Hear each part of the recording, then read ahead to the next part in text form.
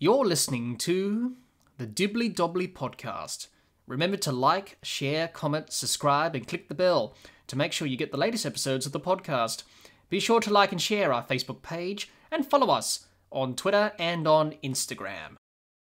Hi everyone, and welcome back to another episode of the Dibbly Dobbly Podcast. On today's episode of the podcast, we take a look back at some of the iconic Ashes moments from the GABBA. It's the Dibbly Dobbly Podcast, and let's get started. Over the years, we have seen many great Ashes moments, and those moments are forever in our minds. During this Ashes series, we are looking back at some of the most iconic Ashes moments from the GABBA, the Adelaide Oval, the MCG, SCG, and the WACA. Today, we take a look at some iconic Ashes moments from the GABBA. Our first Ashes moment from the GABBA is where Nassir Hussain won the toss and elected to bowl first in the first Ashes test of the 2002-3 Ashes series. That decision to bowl first wasn't the right decision for Nassir Hussain to make in his captaincy career. At the end of day one, Australia were 2 for 364 after 90 overs, with Matthew Hayden 186 not out. Australia went on to score 492 all out from 130.2 overs, with Hayden top scoring with 197 and Ricky Ponting chipped in with a nice innings of 123. England in their first innings scored 325 all out from 106.5 overs. Marcus Trescothick top scored with 72 for England. Australia in their second innings made 5 for 296 declared from 71 overs, with Hayden top scoring with another century with 103. England in their second innings were bowled out for 79 and 28.2 overs. Australia won by 384 runs and eventually won the series 4-1. England were able to win the final test at Sydney, but it was another Ashes series defeat for England. Our next Ashes moment from the GABBA is when Steve Harmison bowled that famous wide delivery to start the 2006-7 Ashes series. Harmison was given the honour by his captain Andrew Flintoff to bowl the first over of the match and the series. He bowled to Justin Langer, who was on strike, and the ball missed the cut stuff and went straight into the hands of first slip. That was a sign of things to come in that series and that test match for England. Australia went on to score 9 for 602 declared in their first innings. Ricky Ponting top scored with 196. England were bowled out for 157 in their first innings, with Ian Bell top scoring with 50. Australia declared 1 for 202 in their second innings, with Justin Langer top scoring with 100 not out, and bowled England out for 370 to win by 277 runs. Australia went on to win the series 5-0 and got their revenge for 2005. Our next Ashes moment from the GABBA is when Peter Siddle claimed a hat-trick on his birthday. England had won the toss and batted first in the first Ashes test of the 2010-11 Ashes series. Peter Siddle came on to bowl in the 65th over of the innings. He removed Alistair Cook for 67 caught by Shane Watson. Then he removed Matt Pryor for a golden duck clean bowled. Then he removed Stuart Broad for a golden duck LBW to claim his hat-trick. But Siddle had to wait because Broad used the DRS and reviewed the decision. Ball tracking had shown the ball was clearly hitting the stumps, and the umpire confirmed the decision of out on the field. And Siddle had his hat-trick. Siddle was the 8th bowler in Ashes history to claim a hat-trick, and the first since Darren Gough in 1999. He was the first Australian bowler since Shane Warne in 1994 to claim an Ashes hat-trick.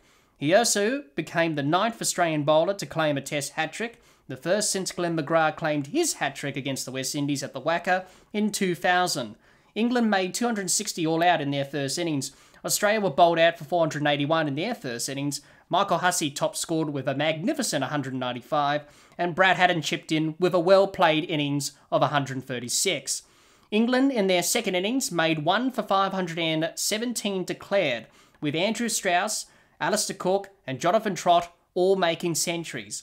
Australia were chasing 297 runs to win in their second innings, but finished on 1 for 107 as the game ended in a draw.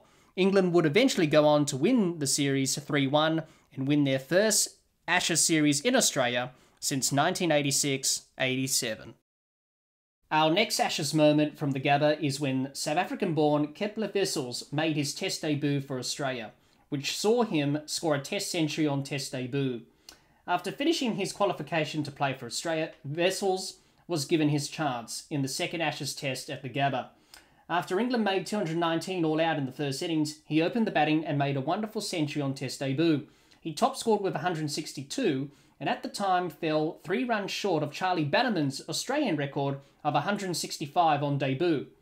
Australia made 341 all out in their first innings. England were bowled out for 309 in their second innings, and Australia chased down the target of 188 runs to win, finishing on 3 for 190 in their second innings to win by 7 wickets. Australia would go on to win the series 2-1 and reclaim the Ashes for the first time since 1975. Our next Ashes moment from the GABBA is when Thomson crushed the hopes of England, winning the first Ashes Test and winning the 1974-75 Ashes series, taking 6 wickets in the second innings to guide Australia to victory, and Greig scoring a magnificent century in the first Ashes Test of the 1974-75 Ashes series. After Australia batted first and made 309 all out from their first innings, Greig played one of his greatest innings in Test cricket. He scored 110 and top scored in England's first innings. During his innings, he would often give the boundary 4 signal every time he hit a boundary. This irritated the Australian bowlers, in particular Thomson and Dennis Lillee.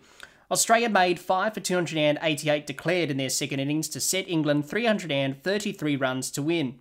England were bowled out for 166 as Thomson put on a masterclass on the art of fast bowling, taking 6 for 46 to guide Australia to a 166-run victory over the old enemy. Thomson would go on to take 33 wickets at 18 in the series to help Australia win the series 4-1 out of 6 Test matches. Our final Ashes moment from the GABBA is when England defied the odds and won at the GABBA in 1986-87. Called the worst England side ever to tour Australia, England were given no hope of winning the 1986-87 Ashes series in Australia. But that all changed in the first Test of the GABBA.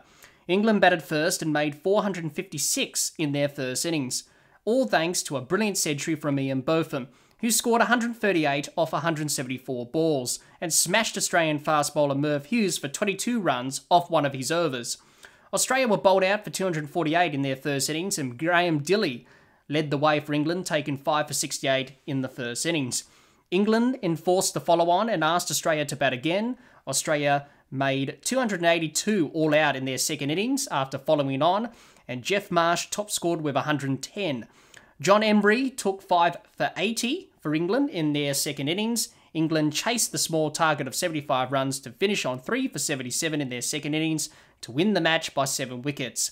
England would eventually go on to win the series 2-1 and win their first Ashes series in Australia since 1978-79. Those are just some of the iconic Ashes moments over the years from the GABBA. What new moments will be created in the first Ashes Test of the 2021-22 Ashes series at the GABBA? Well, that's all the time we have for this episode. Be sure to subscribe and click the bell to get the latest episodes of the podcast, and like and share our Facebook page and follow us on Twitter and on Instagram. Until next time, keep safe and bye for now.